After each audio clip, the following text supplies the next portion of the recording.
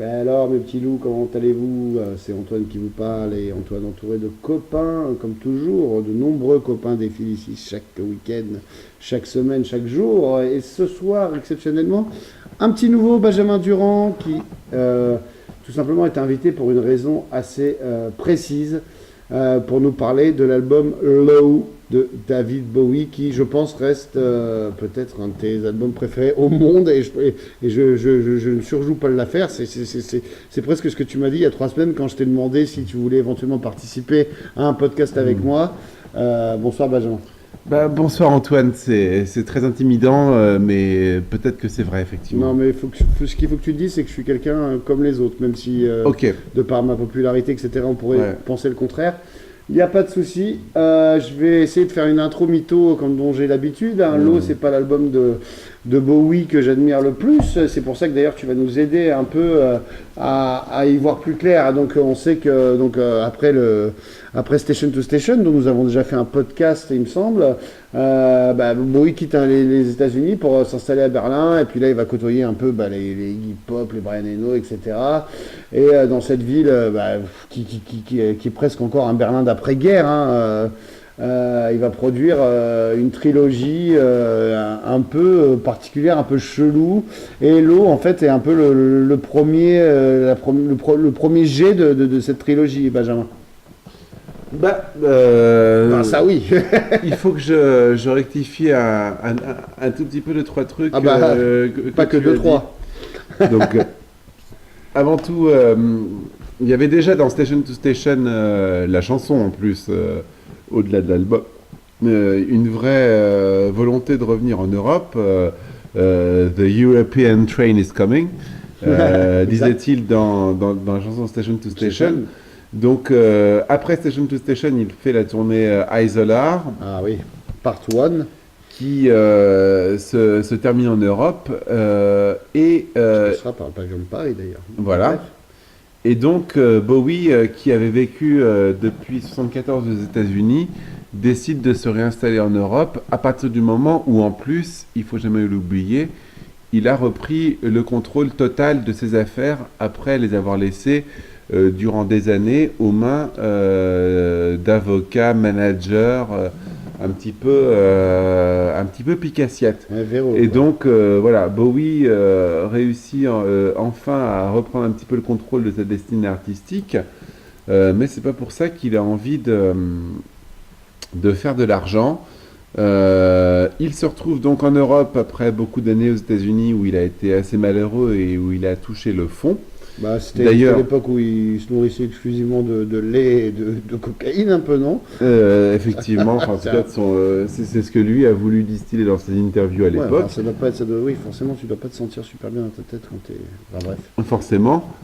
Et en tout cas, voilà, il reprend le contrôle de sa vie et il décide à partir de ce moment-là de s'appuyer sur trois hommes. Trois hommes qui vont à ce moment-là avoir beaucoup d'importance. Le premier homme, c'est Tony Visconti. D'accord, oui, oui, d'accord. Donc c'est la première fois qu'il travaille avec lui, mais pas du tout. Pas du tout. Oui, non, ben non. Donc, Donc Tony Le Visconti, pour restituer un petit peu les choses, Tony Visconti était l'ami musicien et producteur de Bowie rencontré dès la fin des années 60, ouais, en fait au moment où David Bowie cherchait à se faire embaucher chez Apple. ouais. Mais Apple, le label des Beatles, Ouais, attention, non, on a oui, bien c'est vrai compris. que C'est pas Apple Computers. quand on parle d'Apple aujourd'hui, on pense tout de suite iPhone Pas moi. voilà. Non, David Bowie cherchait à se faire, à être dans le label des Beatles Apple. Il n'y est pas parvenu, mais en ayant cette démarche, il a rencontré le producteur Tony Visconti qui, lui, faisait ses premières armes de producteur alors qu'il venait de New York, qu'il vivait à Londres, chez Apple. Ouais. Et donc, c'est Tony Visconti qui, à l'exception notable du single Space Oddity, qui a produit le premier album Space Oddity de David Bowie. Ouais. Ensuite, ils sont restés ensemble et Tony Visconti est même devenu bassiste de Bowie sur l'album The Man Who Sold the World. Mais il a rencontré Mark Bolan et il a commencé une collaboration artistique en tant que producteur de Mark Bolan pour les premiers singles de T-Rex Ouais. qui, on le sait, ont eu un grand succès avant que Bowie ne commence à avoir du succès. Ouais, la deuxième Beatlemania des 70s. Ouais. Voilà, ce qui fait que Tony Visconti en fait est resté à bosser avec Mark Bolan pendant tout le temps où Bowie lui était devenu glam et donc En fait, c'est les retrouvailles finalement, parce que même. il y avait eu des premières retrouvailles parce que à la fin de l'époque glam qui peuvent se terminer pour Bowie on va dire Pin-Ups. après l'album Pin-Ups. Ouais, on est d'accord. Il fait l'album de transition qui s'appelle Diamond Dogs. Ouais. Et en fait, Diamond Dogs, David Bowie le produit lui-même. Mais sur la fin de la production de l'album, il est un petit peu en rade pour le mixage. Il est un peu perdu. Et c'est à Tony Visconti qu'il fait appel pour l'aider sur le mixage Ouais, de pour Diamond sauver, Dogs. ouais, ouais. Ouais, mais il participe qu'au mix, du coup, il est pas là pour les séances. Ouais. Il participe Donc, qu'au produit mix pas l'album. de Diamond Dogs. Mais après, Bowie part aux États-Unis pour faire Young Young Americans. Americans. Et là, par contre, Visconti coproduit Ouais, les sessions de Philadelphie de Young Americans. Ouais. Il n'est pas reconduit sur Station to Station, mais par contre, Bowie rappelle Visconti. Ouais, donc finalement, Qui revient ils sont en jamais Europe. vraiment. C'est pour Non, ça que moi, mais je bon. citais Eno et Iggy Pop, tu parlais de trois personnages. Finalement, Visconti est déjà dans l'entourage, enfin, était déjà très très présent dans les Oui. carrières de Bowie. Mais ce que je veux dire par là, ce qui est important à partir de l'eau, c'est que non seulement Bowie va compter sur Visconti Ouais. pour l'eau, Pour toujours, mais que- presque en plus. bah non, Quasiment. En tout cas jusqu'aux années 80, parce Ouais. que Visconti va puis- produire l'eau, mais va produire aussi Heroes, Ouais. il va produire aussi Lodger, Lodger. il va produire aussi Scary Monsters. Voilà, puis il va produire tous les derniers aussi après. Voilà, ouais, mais- non, parce que oui, je veux dire, mais- pour toujours jusqu'au bout. Bah non, Enfin, pas ils jusqu'au ont- bout, parce que Oui, il y a des entre ponts. Scary Monsters D'accord. et Heathen, Oui, il y a quand même 22 ans oui, oui, d'écart. d'accord, mais il n'y a pas 22 albums. Enfin bref, on est d'accord. Du coup, donc tu parlais de trois personnages, les autres c'est ceux que j'avais cités en préambule. Exactement. Iggy Donc Pop. Iggy Pop le deuxième. Bon, Iggy Euh, Pop c'est quoi? Il le découvre parce qu'il aime les Stooges? Ou- Alors, c'est encore plus compliqué que ça. Ouais, j'imagine. Bowie, Je suis le Drucker du rock, n'oubliez jamais. Bowie est donc fan des Stooges. Il rencontre Iggy Pop aux États-Unis quand Bowie, lui, n'est pas connu. Enfin, les Stooges ne sont pas très connus non plus. Non.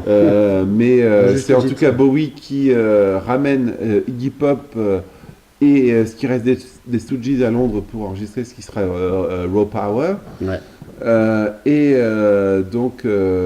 Les Stooges se font un petit peu lourder de tout le management de Bowie après ça. Et Iggy Pop se fait de lui-même enfermer dans un hôpital psychiatrique. Ouais. Et c'est Bowie qui va venir, et qui va être le seul à venir lui rendre visite en hôpital psychiatrique et le sortir de là. Ouais, c'est ce qu'on en a parlé, il me semble, dans un podcast déjà de cette visite. Il le sort de là pour l'amener avec lui, participer à toutes les dates uniquement backstage de la tournée Station to Station. Genre en copain, Isola, voilà. qui est bien, quoi, qui peut voir Voilà. les concerts du côté de la scène. Exactement. Le rêve, quoi. Et en fait, Bowie va se servir d'Iggy Pop à ce moment-là parce que Bowie veut à la fois relancer la carrière de Iggy Pop, mais en plus tester via Iggy Pop les idées qu'il a assez Novatrice. tranchantes. Ouais. Parce que Bowie est vachement influencé par l'Europe et il va se servir de l'album qu'il va plus que coécrire et produire pour Iggy Pop, son Ouais. premier album solo, The Idiot. Et il participe même à la tournée, non? Il est pas clavier. Il va participer à la tournée voilà. d'ailleurs.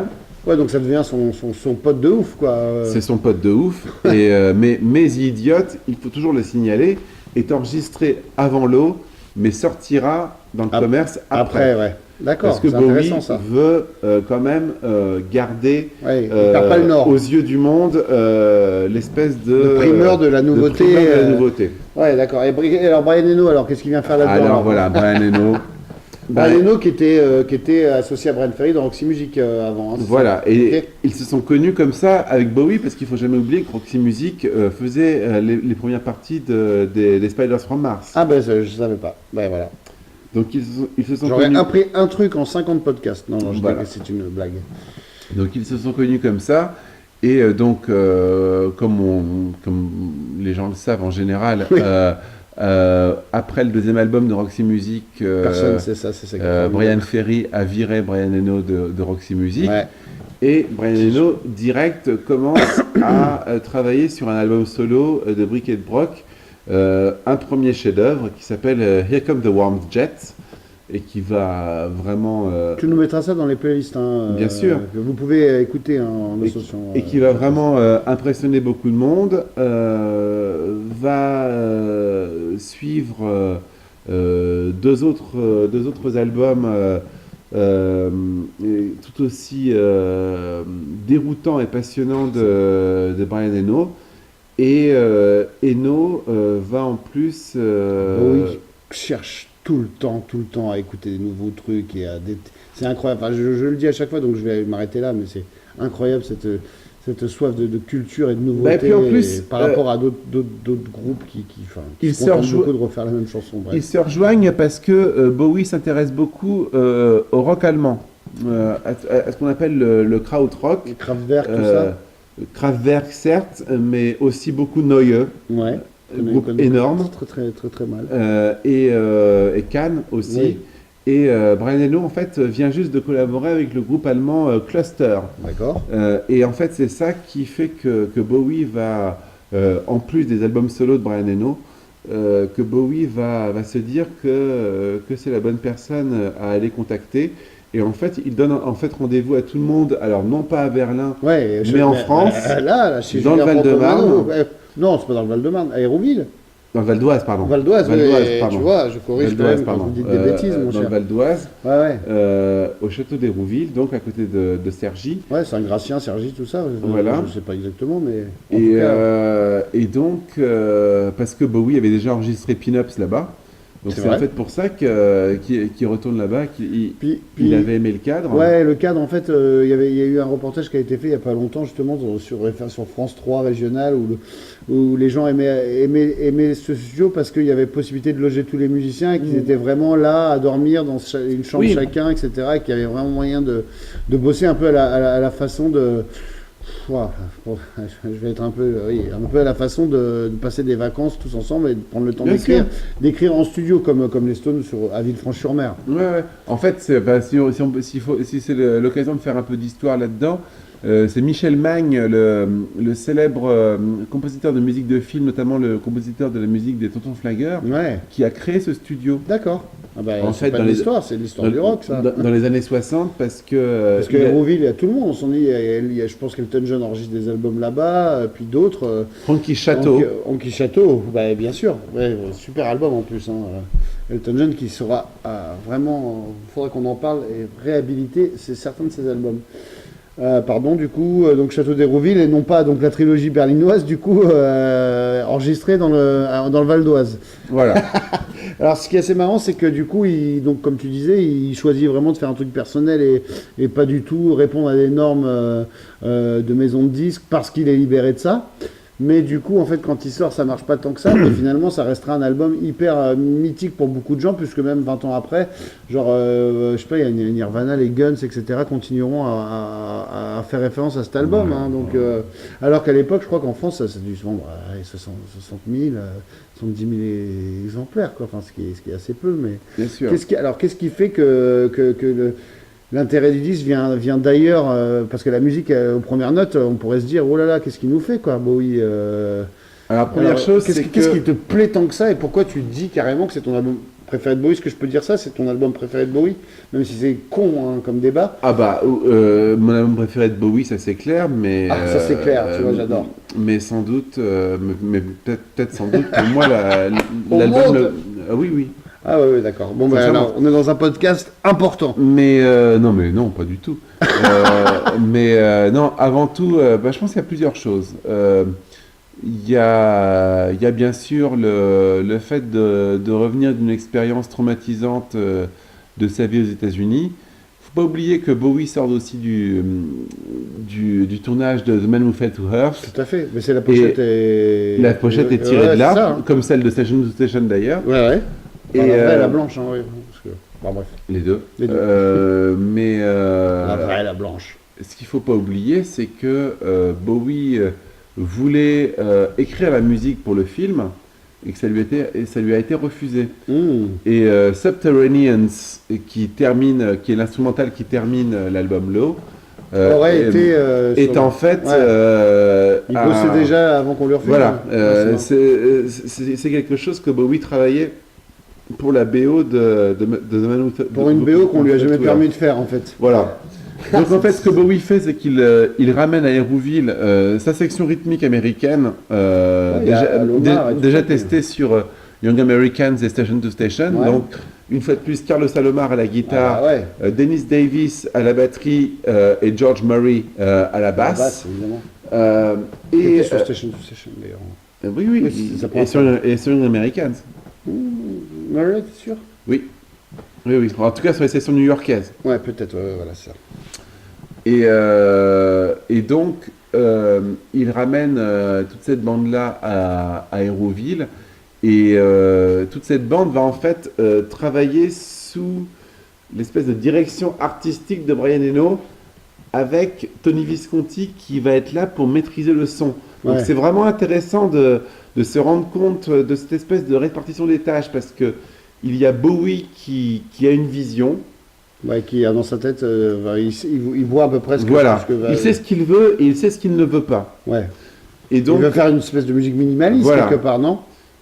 C'est réducteur de dire ça forcément, mais Non. non, c'est parce que intéressant c'est ce que parce je que dis. c'est exactement Ouais, non, ouais. c'est exactement ça parce que là-dessus, il prend l'exemple de la musique allemande. Ouais, c'est ce que tu disais. Il veut vraiment réduire la mélodie à tout ce qui est nécessaire, Ouais. mais absolument rien à voir de superflu en termes de mélodie. Il veut consacrer l'absurde. C'est un album qui a un côté plus dadaïste que surréaliste en fait. Ouais. Parce qu'il n'y a pas de fioriture. Ça reste extrêmement à l'os, ça reste extrêmement brut, mais très fasciné par les accidents. Et c'est ça qui, parce que Low est un album qui se divise avec une première face, avec des chansons qui sont des chansons complètement inhabituelles, Ouais, mais plutôt. qui sortent d'un format pop, refrain, couplet-refrain. Ouais, mais on a quand même deux trois trucs qui sont accessibles. Je veux dire, je disais tout à l'heure que c'était difficile d'approche dès que Speed of Life arrive. On a quand même genre Sound Vision qui potentiellement, enfin aujourd'hui avec le recul, ça s'apparente à un tube quand même. C'est pas. Non, tu trouves ça Bah, difficile d'accès?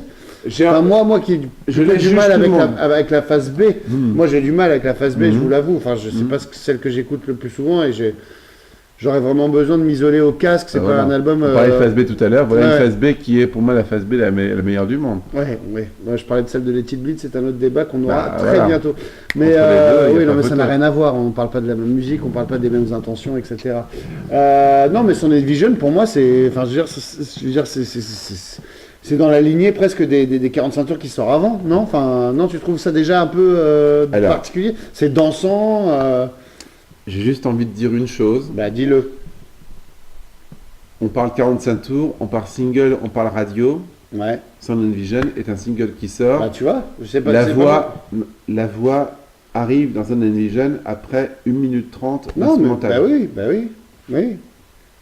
Ouais, mais tu vois, ça me pose pas de problème. Tellement Bah, que c'est... ça pose pas de problème peut-être, mais par rapport au standard de radio de Oui, c'est l'époque, vrai. c'est un ovni. Ouais, mais enfin, dès qu'elle part, on est dans un truc Ah bah non, mais qui est plus proche finalement d'un single comme Young Americans que du reste de Warzawa ou de Hard Decade. ah bah oui, ou, mais ça c'est pas sorti voilà. en single non plus. Oui. Mais voilà, enfin, Sound Vision est un single improbable. Et d'ailleurs, à l'époque, le succès en Angleterre de Sound Vision, le single, étonne tout le monde.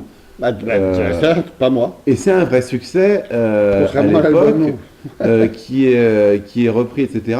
Mais voilà, une fois de plus, je le répète, c'est un single, sorti en single, et la voix de David Bowie, qui est quand même une énorme star, quand même, surtout en Angleterre. Oui, Euh, exclusivement en Angleterre. Non, aux États-Unis, Oh non, il je a eu plaisante. Fame avant. Oui, c'est Donc, vrai. Ah oui, parce qu'il y avait l'oncle John qui était là. c'était pas pour ça, mais le hasard a fait que Lennon était dans le coup, mais Bel hasard. il est devenu une vraie star grâce à J'aimerais bien Fame que aux Lennon États-Unis. vienne dans l'émission pour me donner Ah, un coup de ça. pouce sur les vues. En hein. fait, on est l'étal, un de ces quatre. Mais voilà. Mais non, mais à l'époque, et puis même à n'importe quelle époque, j'ai envie de dire, c'est aberrant d'essayer de miser sur un single où la voix de la star n'arrive qu'après 1 minute 20 alors, très bonne question. Qu'est-ce que tu aurais mis d'autre que pour représenter l'album en single? Ah, mais rien d'autre. Ah bah voilà, c'était si, le seul choix. Si, Be Be My Wife, à la limite, ouais. Be My Wife, bien sûr. Bien sûr que ça aurait été un succès plus judicieux. Ah bah, c'est magnifique, Be My Wife. Non, mais c'est pas le problème, je veux dire... Non, mais voilà. Pour être fan d'un groupe qui n'arrive pas à choisir ses singles, je sais pas je parle. Tout ça pour dire que le geste, parce que j'ai envie de parler de geste, parce que Bowie est... On parle souvent d'interprètes qui m'agacent beaucoup comme artistes, etc. Mais là, pour le coup, s'il y a un album avec lequel Bowie devient vraiment artiste, c'est avec Low, parce qu'il fait un geste. Oui, il dit, écoutez, je ferai ce que je veux comme nous dans nos podcasts, même si on doit faire un truc sur les Smiths et qu'on est 3 vues, on le fera. Au-delà du côté, médiatique de la chose, anti-commercial même. Il a vraiment quelque chose d'artistique à dire. Il veut vraiment mettre l'artistique au premier plan de son ambition et de son obsession. Et il attend des gens que ça soit compris. Alors, je vais essayer de replacer le débat d'un point de vue plus musical. Est-ce que c'est cette idée qui te fait adorer l'album ou c'est sa musique? Parce que quand même, la phase B, explique-la moi. Voir Zawa, qu'est-ce qui te plaît? T'aimes ça quand t'es dans ta chambre, écouter ça tout seul? Parce que c'est pas un truc que c'est difficile d'arriver et de dire venez les gars, je vais vous faire écouter Warzawa, on va triper. Tu vois, c'est pas un truc hyper convivial, c'est pas évident, ça passe pas tout de suite. Il y a quelque chose de compliqué. C'est un album compliqué. Il y en a plein d'autres que dans l'histoire de la musique qui sont compliquées, qu'on finit par adopter, etc., parce qu'on a un plaisir de reconnaissance, etc. Est-ce que tu penses que c'est le cas avec Low, quoi? Sur la deuxième phase, pour expliquer un petit peu, il y a quelques parties chantées, mais qui sont des parties chantées uniquement dans un langage imaginaire. C'est ça, ouais. C'est un peu à l'image de Magma, quelque part, oui. Effectivement. Oui. Mais c'est ça qui me... Mais en tout cas, mais ça ne se veut pas être une langue inventée. Oui. C'est uniquement une langue uniquement instinctive. Magma qui a souvent été aussi influencé par le krautrock d'ailleurs quelque part. Voilà. Ouais. Mais en fait, c'est ça qui me touche énormément, c'est ce côté instinctif de l'eau, que quelqu'un qui soit aussi pris dans la médiatisation, dans la starification, dans l'image de lui-même. À 77. Ah bien sûr. Starification, vraiment. Moi, j'ai toujours pensé que finalement, c'est pas une question. C'est pas une question de pognon. C'est pas une question de pognon ni de succès de masse. C'est une question d'être une icône. De la vie qu'il avait, quoi. T'as raison. Oui, et puis de symboliser une icône. Ouais. Et en fait, ça, oui. C'est ça qui est beau, c'est que Bowie se rend compte qu'il est ça, mais qu'il est malheureux, et il a envie de revenir à quelque chose de plus simple. Et c'est toujours ce que j'ai envie de dire. Si je peux juste terminer sur cette idée-là, j'ai toujours vraiment en conscience que je plains les gens qui sont célèbres via des groupes, parce que l'identité des groupes et la solidarité nécessaire à l'intérieur du groupe pour faire marcher le truc oblige les gens à faire des compromis. Oui, et puis à se comporter de telle ou telle façon, tu as raison. Et ce qui est admirable et ce qui est touchant dans toute la carrière de David Bowie, c'est que lui, de toute façon, n'a toujours été reconnu que par rapport à lui-même. Ouais. Et ce qu'on peut voir dans son évolution, c'est ce que lui-même a vécu, et c'est ça qui lui a donné la facilité de faire ses évolutions de carrière, etc. Et évidemment, avec Low, c'est la chose la plus radicale qu'il ait jamais faite. Parce qu'il sort de Station to Station, qui est un album complètement, mais qui pour moi... qui est abordable, mais qui est déjà très dérangé. Ouais, mais enfin, oui, t'as raison. Tu parlais de son Envision. Combien de minutes il y a avant qu'il prenne la voix sur le morceau titre Station to Station? Oui, mais c'est pas un single. Plus long. Non, c'est pas un single, c'est vrai. Non, mais c'est. Donc déjà, t'as raison. Donc en ce sens, au début du podcast, quand tu disais qu'il y avait déjà les prémices de, il voulait ça, quoi. Et du coup, voilà, tu vois, du coup, bon, à part, je crois que tu m'avais cité un concert de Montreux dans les années 2000 où il fait tout 2002, où il fait tout l'eau en entier. Il le fait aussi à Londres, au Royal Festival Hall, quand Bowie est le curateur du Meltdown en 2002. En fait, 3 jours avant l'Olympia, où j'avais la chance d'être d'ailleurs. Je dis pas de conneries, sur la tournée 78, il ouvre les concerts quand même avec Warzawa, hein, je dis pas de conneries, tu vois. Ouais. Donc, du coup, tout est signé Bowie. Il y a donc Warszawa et Art Et Deco. Eno. Et Bowie, non. Une bonne partie aussi qui est Bah, signée avec juste Eno. Warszawa et Art Deco. Warszawa et Art Decay.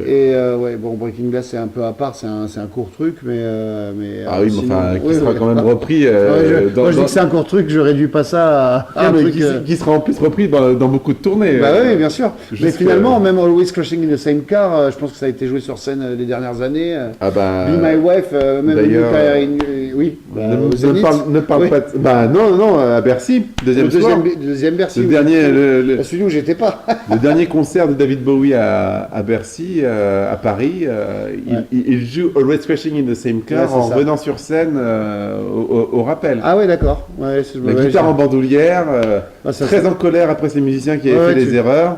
Et il impose Always Crashing in the Same Car dans une version inoubliable. Putain, ça doit être quelque chose. Putain, quand même.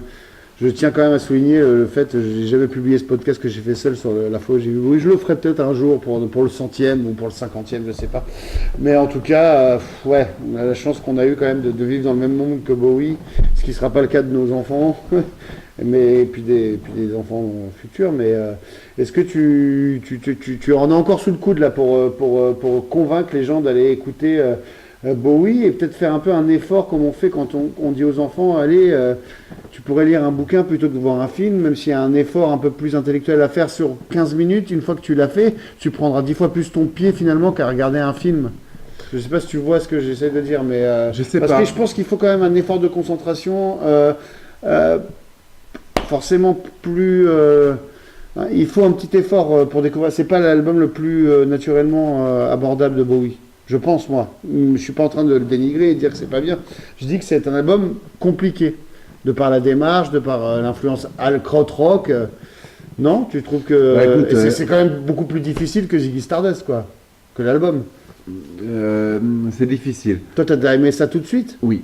Ouais. Bah, Donc, toi, t'es moi, pas- en fait, il enfin, n'est pas non. comme nous. Tu dis Fada. Non, mais c'est pas une question de ça. Moi, de toute façon, j'ai eu la révélation que David Bowie était quelqu'un de particulier et qu'il fallait que j'aille plus loin quand j'ai écouté Sound and Vision et justement Ah bah voilà. la Pourquoi syn- c'est une très très bonne porte d'entrée dans cet album. la singularité de Sound and Vision. Et c'est à cause de ça, à cause du son, à cause de la vision pop dérangée de Sound and Vision que cet album-là m'a fasciné. Ouais. Et il y a ce fameux son de batterie que Tony Visconti a imaginé et a créé pour ce disque, qui a quelque part créé le son de batterie qui était dénaturé, qui a créé le son de batterie des années 80, donc extrêmement lourd comme Ouais, ouais. ça, alors que Tony Visconti... Bah, l'espèce de reverb coupé à moitié. Voilà. Qu'on retrouve même dans des disques moins bons que je ne citerai pas. Voilà. Ça a Mais, été, euh, ouais, ça a duré. Mais une fois de plus, cette face instrumentale, cette face B, Ouais, c'est ça. est un voyage... Un fantastique voyage, quelque part. mais oui, mais sublime. Enfin, il y a... je suis désolé d'aller dans l'anglicisme, etc. Mais Non, vas-y. en anglais, le mot brave, donc comme brave en français, a vraiment un supplément de noblesse que l'expression en français n'a pas. Mais voilà, Brave c'est... Face. Pour moi, c'est le bravest album ever Éternel, done. ouais. Jamais quelqu'un qui a cette renommée-là, qui a cette capacité de faire quelque chose d'entendu commercialement pour continuer sa carrière, Mmh. n'a fait une démarche brave comme ça, uniquement parce que il y avait que ça qu'il pouvait faire pour rester honnête. Et vivant, Et presque, à c'est- l'époque, hein, Voilà. et vivant artistiquement. Soit dit en passant, l'album a quand même fonctionné relativement. Hein. On parle toujours je dis toujours les ventes, machin, mais enfin, ça c'est quand même relativement vendu. Hein, dans le mémoire, comme aux États-Unis, ça se classe dans les 10 premières places. Et puis dans les surtout, 20.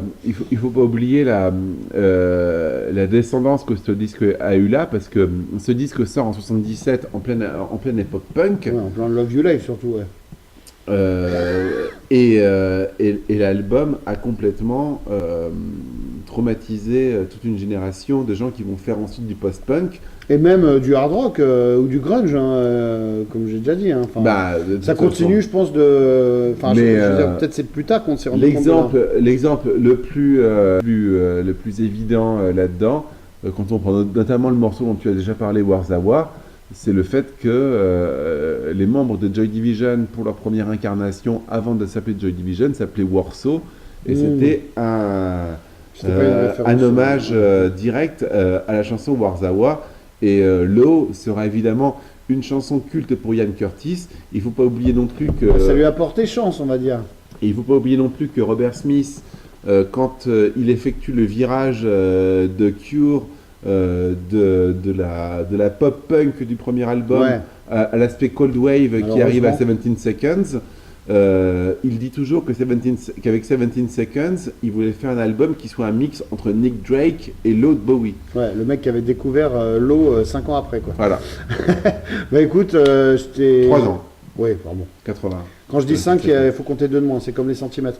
En tout cas, ça a été un plaisir de te recevoir. J'espère que tu reviendras nous éclairer sur... J'en parlerai encore pendant 4 heures très volontiers de l'eau. Ah bah écoute, on fera un lot 2 Pourquoi pas. sur le... Et est-ce que... On pourra le faire à l'O2 à Londres d'ailleurs. Ouh là là, on commence sur du beau jeu de mots. Et ben écoutez, on se donne rendez-vous très bientôt pour un autre podcast de discographie.